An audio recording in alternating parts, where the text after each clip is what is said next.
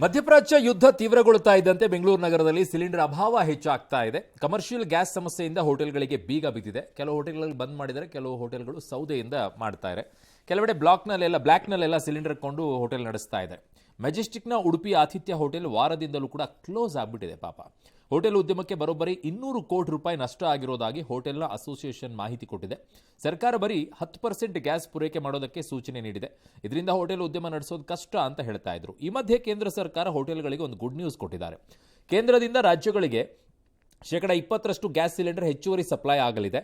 Hotel, dhaba, restaurant, industrial canteen, dairy, community ಕಿಚನ್ಗೆ cylinder supply ಆಗುತ್ತೆ. 2 ವಾರಗಳಿಂದ ಪರದಾಟಕ್ಕೆ ಕೊಂಚ ಸ್ವಲ್ಪ ರಿಲೀಫ್ ಸಿಗುತ್ತೆ ಅಂತಿದ್ದಾರೆ. ಬಟ್ ಅದೊಂಚೂರು ಉಸಿರಾಡಕ್ಕೆ ಅವಕಾಶ ಮಾಡಿಕೊಡುತ್ತೆ. ಇನ್ನು ಗ್ಯಾಸ್ ಅಭಾವದ ಮಧ್ಯೆ ಬೆಂಗಳೂರಿನಲ್ಲಿ ಯುಗಾದಿ ಹಬ್ಬದ ದಿನವೇ ಕಿಡಿಗೇಡಿಗಳು 2 ಸಿಲಿಂಡರ್ನ ಕಳ್ಳತನ ಮಾಡಿದ್ದಾರೆ. ಇದೇನು ಹೊಸದಲ್ಲ, ಸಿಲಿಂಡರ್ಗಳನ್ನು ಕಳ್ಳತನ ಮಾಡ್ತಾರೆ. ಅದನ್ನು ಜೋಪಾನವಾಗಿ ಇಟ್ಕೊಳ್ಳೋರು ಇಟ್ಕೊಳ್ಬೇಕು. ಕಣ್ಣಂಗೆ ಹಾಗೆ ಇಟ್ಕೊಂಡ್ಬಿಟ್ಟು ತೊಗೊಂಡು ಹೋಗು ಅನ್ನೋ ರೀತಿಯಲ್ಲಿ ಇಟ್ಬಿಟ್ರೆ. ಬೇಗೂರು ಬಳಿಯ RC ಲೇಔಟ್ನ ವಿಶ್ವಪ್ರಿಯ ಅಪಾರ್ಟ್ಮೆಂಟ್ನಲ್ಲಿ ಘಟನೆ ನಡೆದಿದೆ. CCTVಯಲ್ಲಿ ದೃಶ್ಯ ಸೆರೆಯಾಗಿದೆ. ಬೇಗೂರು ಪೊಲೀಸ್ ಠಾಣೆಯಲ್ಲಿ ದೂರು ದಾಖಲಾಗಿದೆ. ಸಮಸ್ಯೆಗಳು ಇರೋದು ಗೊತ್ತು ಅವ್ರನ್ನ. ಬಟ್ ನನಗೆ ಇವತ್ತೊಬ್ಬರು ಹೋಟೆಲ್ನ ಓನರ್ ಒಬ್ಬರ ಹತ್ರ ಮಾತಾಡ್ತಾ ಇದ್ದೆ ನಾನು. ಅವ್ರು ಹೇಳ್ತಾರೆ, ಸರ್ 20% ನಿಮಗೆ ಹೆಚ್ಚುವರಿ ಸಿಲಿಂಡರ್ ಬರುತ್ತೆ ಅಂತ ನಾನು ಹೇಳಿದೆ. ಸರ್ 20% ಅಲ್ಲ ಸರ್, ಎಷ್ಟಾದರೂ ಬರಲಿ, ನಮ್ಮಲ್ಲೂ ಪ್ರಭಾವಿಗಳಿದ್ದಾರೆ. ರಾಜಕೀಯದಲ್ಲಿ ಇರೋ ಹಂಗೆ ನಮ್ಮಲ್ಲೂ ಪ್ರಭಾವಿಗಳಿದ್ದಾರೆ. ಪ್ರಭಾವಿಗಳು ಹೋಟೆಲ್ಗೆ ಮಾತ್ರ ಹೋಗುತ್ತೆ, ನಮ್ಗಳಿಗೆ ಬರಲ್ಲ. ಹಿಂಗಾಗ್ಬಿಟ್ರೆ ಹೆಂಗೆ? ಎಲ್ರಿಗೂ ಈಕ್ವಲ್ ಆಗಿ ಡಿಸ್ಟ್ರಿಬ್ಯೂಟ್ ಮಾಡಬೇಕು. ಹೋಟೆಲ್ಗಳನ್ನ ಇಟ್ಟು ನಡೆಸ್ತಾ ಇರೋ ಉದ್ಯಮಿಗಳು ಕೂಡ ತುಂಬಾ ಪ್ರಭಾವಿಗಳಿದಾರಂತೆ. ಹೌದು, ಅವ್ರ ಕಡೆಗೆ ಎಲ್ಲ ಹಾಕಿಸ್ಕೋತಾರ. ಅನೇಕ ರಾಜಕಾರಣಿಗಳಿಗೆ ಪ್ರಭಾವ ಬೀರುವಂತವ್ರು. ಅವ್ರು ಹೇಳಿದ್ರೆ ಸಾಕು, ಅಲ್ಲಿ ಕೆಲಸಗಳಾಗುತ್ತೆ. ಮತ್ತೆ ಅದೇ ಹಂಗಾಗ್ಬಿಟ್ರೆ ಹೆಂಗೆ? ಹೌದು, 5 ಸ್ಟಾರ್ ಹೋಟ್ಲ್ಗಳಿಗೆ, 3 ಸ್ಟಾರ್ ಹೋಟ್ಲ್ಗಳಿಗೆ ಬೇಕಾದ ಸಿಲಿಂಡರ್ ಕಳಿಸ್ಬಿಟ್ಟು ಇವರು ಸಣ್ಣ ಪುಟ್ಟ ದರ್ಶನಿ ಹೋಟ್ಲ್ಗಳಿಗೆ ಕೊಡಲ್ಲ ಅಂತಂದ್ರೆ ಇವರೆಲ್ಲಿ ಜೀವನ ಮಾಡ್ಬೇಕು? ಹಂಗಂದ್ರೆ ಅದು ಹೆಂಗೆ, ಯಾವ ರೀತಿಯಾಗಿ ಅದನ್ನ ಸರಬರಾಜು ಮಾಡ್ತಾರೋ, ಹೆಂಗೆ ಹಂಚಿಕೆ ಮಾಡ್ತಾರೋ ಅನ್ನೋದೇ ಗೊತ್ತಿಲ್ಲ. ಈ PGಗಳಿಗೆ ಯಾವುದೋ ಒಂದು ತಂದಿದ್ರು, ಅದನ್ನ ಅವ್ರು ರಿಜಿಸ್ಟರ್ ಆಗಿರಬೇಕು. ಆಮೇಲೆ ಅವರ ಅಸೋಸಿಯೇಷನ್ ಅವ್ರು ಯಾರಿದ್ದಾರೆ, ಅಧ್ಯಕ್ಷರು ಯಾರಿಗೆ ಹೇಳ್ತಾರೆ ಅವ್ರಿಗೆ ಅಷ್ಟೇ ಕೊಡಬೇಕು. ಎಲ್ಲೆಲ್ಲಿ ತಲುಪಬೇಕು ಅಲ್ಲಿಗೆ ತಲುಪಬೇಕು ಅಂತೇಳಿ. ಆ ರೀತಿ ಹೋಟೆಲ್ನವರೆಗೂ ಮಾಡಿದರೆ ಸೂಕ್ತ ಅಂತ ಕಾಣಿಸುತ್ತೆ. ಸರಿ, ಬೇಲಿನೇ ಎದ್ದು ಹೊಲ ಮೇದ್ರೆ ಹಂಗಾಗತ್ತೆ. ಇನ್ನು ಬೆಂಗಳೂರಿನಲ್ಲಿ ಕಮರ್ಷಿಯಲ್ ಗ್ಯಾಸ್ ಪ್ರಾಬ್ಲಮ್ ಹೆಚ್ಚಾಗ್ತಾ ಇದ್ದಂತೆ ಗೃಹ ಬಳಕೆ ಗ್ಯಾಸ್ಗೂ ಕೂಡ ಡಿಮ್ಯಾಂಡ್ ಹೆಚ್ಚಾಗ್ತಾ ಇದೆ. ಬಿಲ್ ಜನರೇಟ್ ಆದರೂ ಕೂಡ ಗ್ಯಾಸ್ ಡೆಲಿವರಿ ಸಿಗ್ತಿಲ್ಲ ಅಂತ ಏಜೆನ್ಸಿಗಳ ಮುಂದೆ ಗ್ರಾಹಕರು ಆಕ್ರೋಶವನ್ನು ಹೊರಹಾಕಿದ್ದಾರೆ. ಗ್ಯಾಸ್ ಬುಕ್ ಮಾಡಿದ್ರೂ ಒಂದೂ ಗ್ಯಾಸ್ ಬಂದಿಲ್ಲ ಅಂತ ಮಲ್ಲೇಶ್ವರಂನ ಇಂಡಿಯನ್ ಗ್ಯಾಸ್ ಏಜೆನ್ಸಿ ಮುಂಭಾಗ ಗ್ರಾಹಕರು ಗಲಾಟೆ ಮಾಡಿದ್ದಾರೆ. ಲೋಡ್ ಬರದೆ ಹೋದರೆ ನಾವೇನು ಮಾಡಬೇಕು ಅಂತ ಗ್ಯಾಸ್ ಏಜೆನ್ಸಿ ಸಿಬ್ಬಂದಿ ಕೂಡ ವಾಗ್ವಾದ ನಡೆಸಿದ್ದಾರೆ.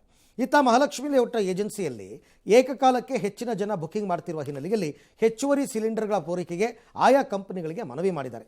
ಈ ಮಧ್ಯೆ ಅಕ್ರಮ ಗ್ಯಾಸ್ ಪಡಿತಾ ಇದ್ದವರಿಗೆ ಕೇಂದ್ರ ಸರ್ಕಾರ KYC ಶಾಕ್ ಕೊಟ್ಟಿದೆ. ಗ್ರಾಹಕರ KYC ಅಪ್ಡೇಟ್ ಕಡ್ಡಾಯಗೊಳಿಸಿ ಕೇಂದ್ರ ಆದೇಶಿಸಿದೆ. ಹೊಸ ಗ್ಯಾಸ್ ಕನೆಕ್ಷನ್ ಅನ್ನು ನಿಲ್ಲಿಸಲಾಗಿದೆ. ಅಗತ್ಯ ಇರುವ ಗ್ಯಾಸ್ ಪೂರೈಕೆಯೇ ಕಷ್ಟ ಆದ್ದರಿಂದ ಹೊಸ ಗ್ರಾಹಕರನ್ನ ವಾಪಸ್ ಕಳಿಸ್ತಾ ಇದ್ದಾರೆ, ಸಿಲಿಂಡರ್ ಕೊಡಲ್ಲ ಅಂತ. ಚೇಂಜ್ ಆಗಿದೆ. ಫಸ್ಟ್ ಏನು ಮಾಡ್ತಿದ್ರು, ಇವತ್ತು ಬುಕ್ ಮಾಡ್ಕೊಂಡವ್ರು ಇವತ್ತು ತಗೊಂಡವರು, ಇನ್ನೊಂದು 2 ಡೇಸ್ ಆದ್ಮೇಲೆ ತಿರುಗಿ ಬುಕ್ ಮಾಡ್ಕೊಂಡು ತಿರುಗಿ ತಗೊಂಡವರು. ಅದು ಪ್ರಾಬ್ಲಮ್ ಆಗ್ತಿತ್ತು. ಇವಾಗ ಏನಿದ್ರೆ, ಈ ಕಸ್ಟಮರ್ಗೆ 1ನೇ ತಾರೀಕು ಬುಕ್ ಮಾಡಿದ್ರೆ ನೆಕ್ಸ್ಟ್ 1ನೇ ತಾರೀಕೆ ಬುಕಿಂಗ್ ಆಗೋದು, ಆ ಥರ ಆಗಿದೆ ಅಷ್ಟೇ. ಮತ್ತು ಈಗ ಸರ್ವರ್ ಸ್ಲೋ ಇರೋದ್ರಿಂದ ಬುಕಿಂಗ್ ಸ್ವಲ್ಪ ಲೇಟ್ ಆಗ್ತಿದೆ. ಕಸ್ಟಮರ್ ಅದಕ್ಕೋಸ್ಕರ ಬುಕಿಂಗ್ ಆಗ್ತಾ ಇಲ್ಲ. ಬೆಂಗಳೂರಿನ ಖಾಸಗಿ ಆಸ್ಪತ್ರೆಗಳು, PGಗಳು, ಕಾಲೇಜುಗಳಿಗೂ ಕೂಡ ಸಿಲಿಂಡರ್ನ ಅಭಾವ ಬಿಸಿ ತಟ್ಟಿದೆ. 1000ಕ್ಕೂ ಹೆಚ್ಚು ಆಸ್ಪತ್ರೆಗಳಲ್ಲಿ ರೋಗಿಗಳಿಗೆ ಊಟ ತಯಾರು ಮಾಡಲು ಲ್ಯಾಬ್ಗೆ ಸಿಲಿಂಡರ್ ಬೇಕಾಗಿದೆ. ಗ್ಯಾಸ್ ಏಜೆನ್ಸಿಗಳಿಗೆ ಸಿಲಿಂಡರ್ ಪೂರೈಕೆಗಾಗಿ ಮನವಿ ಮಾಡ್ತಾನೆ ಇದ್ದಾರೆ. ಕಾಲೇಜುಗಳ ಪರೀಕ್ಷೆಗಳಿಗೂ ಕೂಡ ಗ್ಯಾಸ್ ಟ್ರಬಲ್ ಎದುರಾಗಿದೆ. ಲ್ಯಾಬ್ಗಳ ಪ್ರಾಕ್ಟಿಕಲ್ ಪರೀಕ್ಷೆಗೆ ಗ್ಯಾಸ್ ಸಿಲಿಂಡರ್ ಲಭ್ಯವಿಲ್ಲದ ಕಾರಣ ಬೆಂಗಳೂರಿನ ಕಾಲೇಜು ಆಡಳಿತ ಮಂಡಳಿಗಳು ಏಜೆನ್ಸಿಗಳಿಗೆ ಪತ್ರ ಬರೆದಿವೆ. ದಯವಿಟ್ಟು ಮಕ್ಕಳ ಪರೀಕ್ಷೆಯನ್ನು ಪರಿಗಣಿಸಿ ಅಂತ ಮನವಿ ಮಾಡಿದ್ದಾರೆ. ಬೆಂಗಳೂರಿನ PGಗಳಿಗೂ ಗ್ಯಾಸ್ ಎಫೆಕ್ಟ್ ತಟ್ಟಿದೆ. PGಗಳಿಗೆ ಕಮರ್ಷಿಯಲ್ ಗ್ಯಾಸ್ ಪೂರೈಕೆ ಮಾಡಲು ಸರ್ಕಾರ ಮುಂದಾಗಿದೆ. ಅದನ್ನು ಹೇಳಿದ್ರಲ್ಲ, ಯಾಕೆ ಹಿಂದೆ ಇಟ್ಟಾಗ್ತಾ ಇದ್ದಾರೆ ಮುನಿಯಪ್ಪನವರು? ನೋಂದಣಿಯಾದ PGಗಳಿಗೆ ಮಾತ್ರ ಈ ಸಿಲಿಂಡರ್ಗಳು ಸಿಗುತ್ತೆ. ಬೆಂಗಳೂರಿನ PGಗಳಿಗೆ 500 ಸಿಲಿಂಡರ್ಗಳನ್ನು ಪೂರೈಕೆ ಮಾಡಲು ಆಹಾರ ಇಲಾಖೆ ಮುಂದಾಗಿದೆ. ಕರೆಕ್ಟ್ ಅದು. ಕಾರಣ ಅನಧಿಕೃತವಾಗಿರುವಂಥ PGಗಳೇ ಸಿಕ್ಕಾಬಟ್ಟೆ ಇದೆ ಬೆಂಗಳೂರಲ್ಲಿ. ಅನಧಿಕೃತ PGಗಳ ಪರಿಶೀಲನೆ ಬಳಿಕ ಸೋಮವಾರದಿಂದ ಸಿಲಿಂಡರ್ ಪೂರೈಕೆಗೆ ನಿರ್ಧಾರ ಮಾಡ್ತಾ ಇದ್ದಾರೆ. ಇನ್ನು ಜಿಲ್ಲೆಗಳಲ್ಲಿ ಏನು ಸಮಸ್ಯೆ ಆಗಿದೆ? ಹಾವೇರಿಯಲ್ಲಿ ಅಡುಗೆ ಸಿಲಿಂಡರ್ ಸಿಗದೆ ಗ್ರಾಹಕರು ಪರದಾಡ್ತಾ ಇದ್ದಾರೆ. ಒಂದು ದಿನಕ್ಕೆ 9,000 ಸಿಲಿಂಡರ್ ಬುಕಿಂಗ್ ಮಾಡಿದ್ದಾರೆ.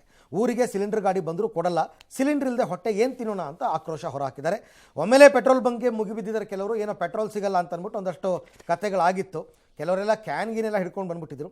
ಗಡಿ ಜಿಲ್ಲೆ ಬೀದರ್ನ ಬಹುತೇಕ ಗ್ಯಾಸ್ ಏಜೆನ್ಸಿಗಳಿಗೆ ಔಟ್ ಆಫ್ ಸ್ಟಾಕ್ ಬೋರ್ಡನ್ನು ಹಾಕಿದ್ದಾರೆ. ರಂಜಾನ್ ಹಿನ್ನೆಲೆಯಲ್ಲಿ ಜನ ಏಜೆನ್ಸಿಗಳಿಗೆ ತೆರಳಿ ತರಾಟೆಗೆ ತಗೊಂಡಿದ್ದಾರೆ. ಹೀಗೆ ಒಂದೊಂದು ಜಿಲ್ಲೆಯಲ್ಲಿ ಒಂದೊಂದು ರೀತಿ ಸಮಸ್ಯೆಗಳು. 17ನೇ ತಾರೀಕಿಗೆ ಮಾಡೇವ್ರಿ, ಬಂದೇ ಇಲ್ರಿ.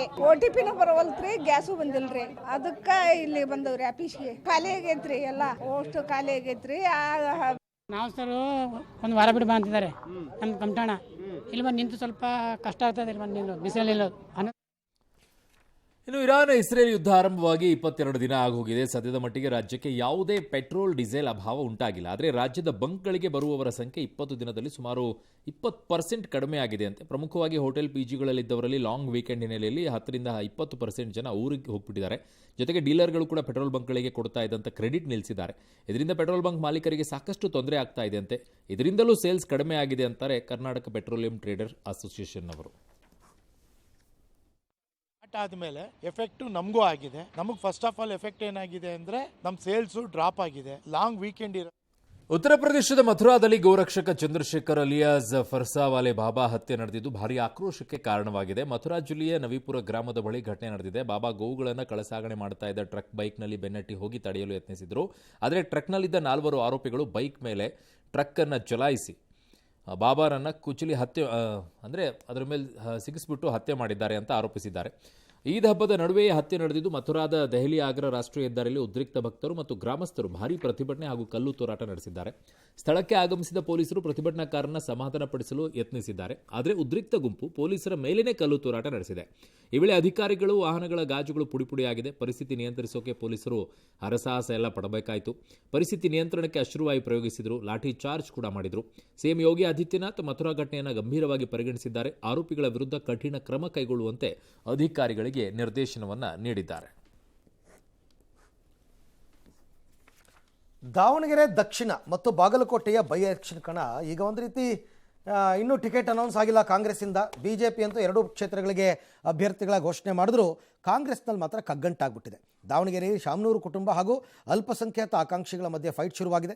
ಇತ್ತ ಬಾಗಲಕೋಟೆಯಲ್ಲಿ ಮೇಟಿ ಕುಟುಂಬದಲ್ಲೇ ಟಿಕೆಟ್ಗಾಗಿ ಜಟಾಪಟಿ ಏರ್ಪಟ್ಟಿದೆ. ಬಾಯಕ್ಕ ಮೇಟಿ ತಂದೆಯನ್ನು ನೆನೆದು ಕಣ್ಣೀರು ಹಾಕಿದ್ದಾರೆ. ಯಾರಿಗೆ ಟಿಕೆಟ್ ಕೊಟ್ಟರು ಬೆಂಬಲಿಸ್ತೀನಿ ಅಂತ ಹೇಳಿದ್ದಾರೆ. ಬಾಗಲಕೋಟೆಯಲ್ಲಿ ನಡೆದ ಸಭೆಯಲ್ಲಿ ಗ್ರಾಮೀಣ ಭಾಗದ ಕಾರ್ಯಕರ್ತರು ನಗರ ಭಾಗದ ಕಾರ್ಯಕರ್ತರಿಗೆ ಹೆಚ್ಚಿನ ಮಣೆ ಅಂತ ಆಕ್ರೋಶ ವ್ಯಕ್ತಪಡಿಸಿದ್ದಾರೆ. ಯಾರಿಗೆ ಟಿಕೆಟ್ ಕೊಟ್ಟರು ಬೇಸರ ಇಲ್ಲ ಅಂತ ಸಂಭಾವ್ಯ ಅಭ್ಯರ್ಥಿ ಉಮೇಶ್ ಮೇಟಿ ಹೇಳಿದ್ದಾರೆ. ನಾಳೆಯ ಒಳಗೆ ಟಿಕೆಟ್ ಘೋಷಣೆ ಆಗುವ ಸಾಧ್ಯತೆ ಇದೆ ಅಂತ ರಾಜ್ಯ ಉಸ್ತುವಾರಿ ರಣದೀಪ್ ಸುರ್ಜೇವಾಲಾ ಹೇಳಿದ್ದಾರೆ. ದಾವಣಗೆರೆ ಟಿಕೆಟ್ ಸಂಬಂಧ ಸಿಎಂ ಡಿಸಿಎಂ ಸುರ್ಜೇವಾಲಾ ಮತ್ತೊಂದು ಸುತ್ತಿನ ಸಭೆ ನಡೆಸ್ತಾ ಇದ್ದು ಸಚಿವ ಎಸ್ ಮಲ್ಲಿಕಾರ್ಜುನ್, ಸಚಿವ ಜಮೀರ್ ಅಹಮದ್ ಭಾಗಿಯಾಗಿದ್ದಾರೆ. ಮುಸ್ಲಿಂ ಸಮುದಾಯಕ್ಕೆ ಟಿಕೆಟ್ ನೀಡದೆ ಹೋದರೆ ಪಕ್ಷೇತರವಾಗಿ ನಿಲ್ಲೋದಾಗಿ ಅಮಾನುಲ್ಲಾ ಖಾನ್ ಎಚ್ಚರಿಕೆ ಕೊಟ್ಟಿದ್ದಾರೆ. ಓಕೆ, ಇನ್ನು ಈಗಷ್ಟೇ ಬರ್ತಾ ಇರೋ ಮಾಹಿತಿ ಪ್ರಕಾರ ಎಸ್ ಮಲ್ಲಿಕಾರ್ಜುನ್ ಅವರ ಪುತ್ರ ಸಮರ್ಥ ಮಲ್ಲಿಕಾರ್ಜುನ್ ಅವರಿಗೆ ಟಿಕೆಟ್ ಕನ್ಫರ್ಮ್ ಆಗಿದೆ. ನಾಳೆ ಘೋಷಣೆ ಅಂತಕ್ಕಂಥ ಮಾಹಿತಿ ಬರ್ತಾ ಇದೆ. ಅಲ್ಲಿಗೆ ಕುಟುಂಬ ರಾಜಕಾರಣಕ್ಕೆ ಕಾಂಗ್ರೆಸ್ ಮಣೆ ಹಾಕಿದಂಗೆ ಆಗಿದೆ. ಇನ್ನು ಕಾಂಗ್ರೆಸ್ನಲ್ಲಿ ಮಂತ್ರಿ ಸ್ಥಾನಕ್ಕಾಗಿ ಸರ್ಕಸ್ ಅಂತೂ ನಡೀತಾ ಇದೆ.